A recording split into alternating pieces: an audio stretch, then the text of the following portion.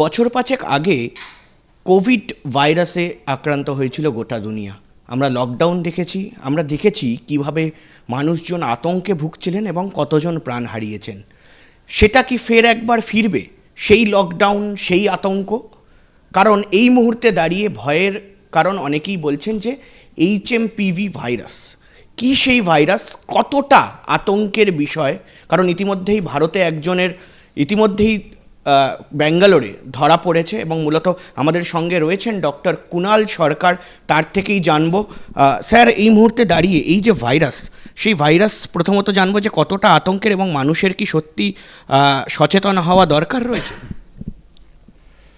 দেখো, কথাটা হলো যে কোভিডের অভিজ্ঞতা আমাদের কাছে, আমাদের জেনারেশন, আমাদের প্রজন্মের কাছে একটা ভয়ঙ্কর অভিজ্ঞতা।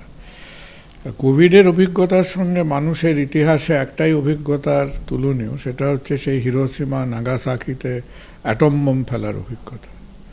তো আমরা যেরকম পারমাণবিক যুদ্ধের থেকে সাবধানে থাকি, সেই রকম যে কোনো সময় যদি কোনো একটা হিংস্র, অযাচিত, অজানা, অপরিচিত ভাইরাস আবার তোমার দিকে তেড়ে আসে, আমাদের সব সময়তে তার নাম কোভিড হোক, তার নাম হরিদাস হোক, তার নাম যাই হোক, সে আমাদের প্রচুর ভোগাবে।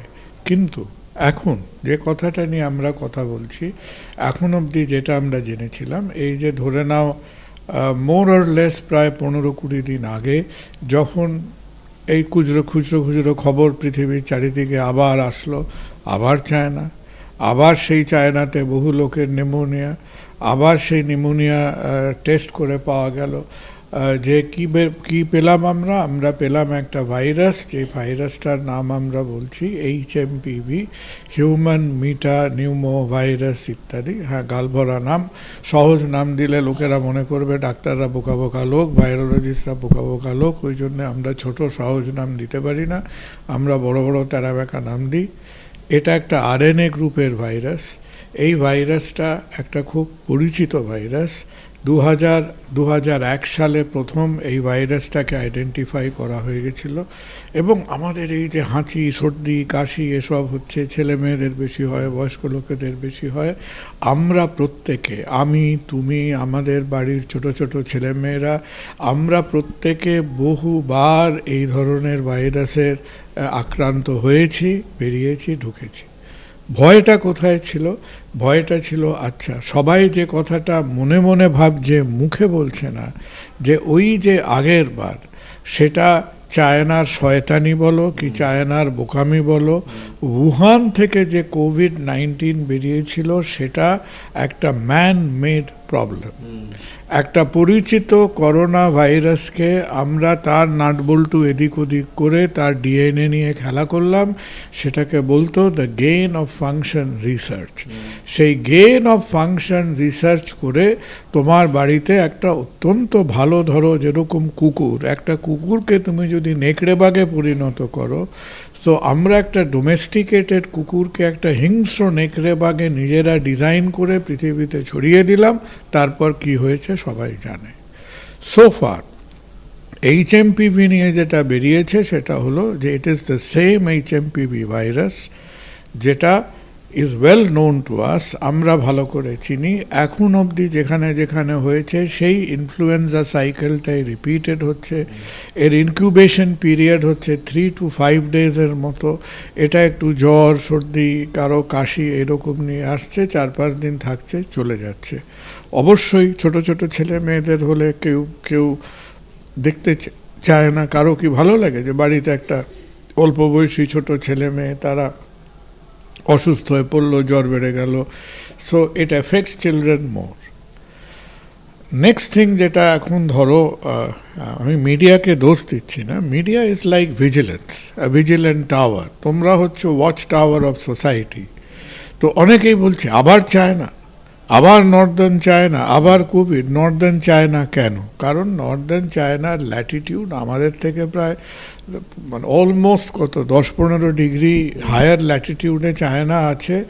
এই যে আমরা শীতকালে 16 ডিগ্রি টেম্পারেচারে ভাব করছি আমরা এস্কিমো হয়ে গেছি, একেবারে মাঙ্কি ক্যাপ মাফলার নিয়ে ঘুরে বেড়াচ্ছি, আমাদের উইন্টার থেকে চায়নার উইন্টার বহু গুণ। Chinese winter is more severe than even European winters. তো ওদের উইন্টার অনেক সিভিয়ার, ওদের বহু লোকের এই জিনিসগুলো হয়। আর চায়নাকে সবাই অবিশ্বাসের চোখে দেখে, কারণ দে আর ভেরি সিক্রেটিভ, কিছু বলে কিছু বলে না, গন্ডগোল হলে বলতে চায় না, যেটা সেই কোভিডের পুরনো গল্প আর কি।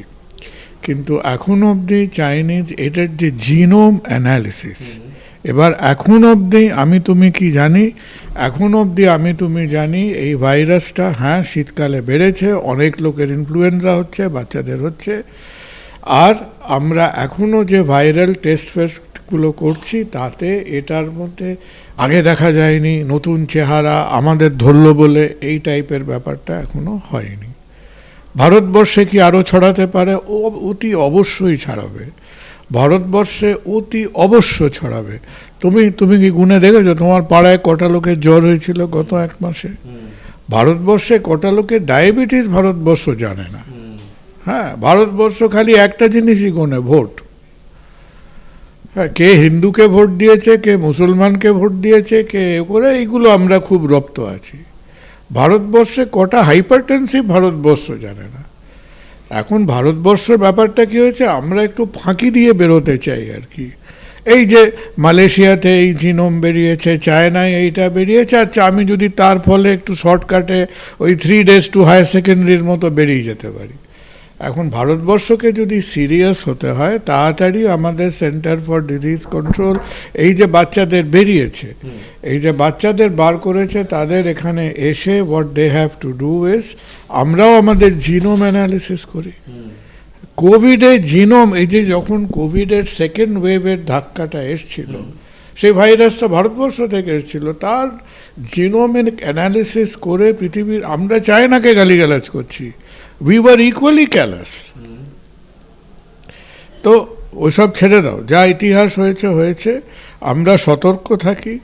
এখনও ব্যাপারটাকে একটা আননোন, অপরিচিত, আমরা এর নাটবল্টু ফিটফাট করে একে একটা হিংস্র তৈরি করেছি, এরকম কোনো ইতিহাস ব্যাপার নেই। সুতরাং এটা ছড়াবে। শীতকালের মধ্যে কবার তোমার জ্বর হলে তুমি গিয়ে পাড়ার ল্যাবরেটরিতে লাফাতে গিয়ে RT-PCR করিয়েছো? কার জ্বরে কে কোনোদিন টোটাল ব্লাড কাউন্ট করিয়েছে? বুঝতে পারো, আমার দেশে আমরা রিউম্যাটিক ফিভার ডায়াগনোসিস করি না, টিউবারকুলোসিস ডায়াগনোস করতে 5 বছর সময় লাগে। জ্বালাবে কিছুদিন, জ্বরজারি হবে, যেখানে হবে, আমাদের দেশেও হবে। ব্যাঙ্গালোরেও ধরা পড়েছে। এখন ব্যাঙ্গালোরে ধরা পড়েছে বলে কলকাতায় জ্বর হবে না তা তো হতে পারে না, জ্বর হবে। এখন তোমার HMPV থেকে হচ্ছে না, ABCD থেকে হচ্ছে না, হজবরলয়ের থেকে হচ্ছে। তুমি ভাই সাবধানে থাকো, 2-3 দিন জ্বর থাকবে, ভালো হয়ে যাবে। বাচ্চা ছেলে মেয়েদের সাবধানে থাকো।